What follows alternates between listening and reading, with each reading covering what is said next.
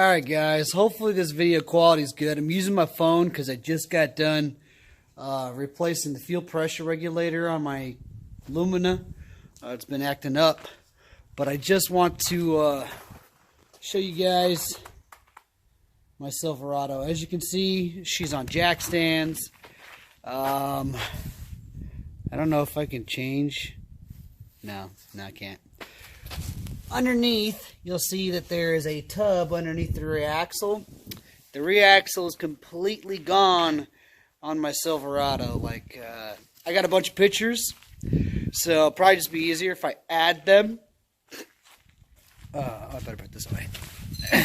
Probably just be easier if I add them to this video so you can see the damage done to the internals there. I'm kind of bummed out, but it's alright. We're going to get this stuff. It'll be a while before it gets fixed, unfortunately.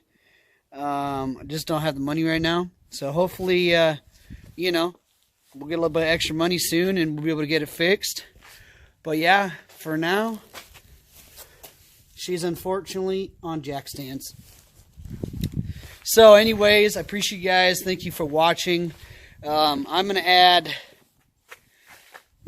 I'll throw that in the beginning. So you guys probably are, by the time you're watching this, you already seen what that noise was, or heard that noise. That is the drive shaft still turning, coming from the transmission, and inside the gear, at least one gear is completely sheared. There's metal shavings everywhere, and I'll throw those all on right now. So thank you guys for watching. Please like, subscribe, and in the future, hopefully in the next few weeks, it could be longer, we are going to redo the rear end. The gears are pretty much all the same. I'm thinking about throwing some 390 gears in it. I don't know. This currently has 342s, and I might throw 390s, give it a little bit more pep. But anyways, all of it's got to be changed. So I'll let you guys know when the time comes. And for now, we'll see you guys later. Adios.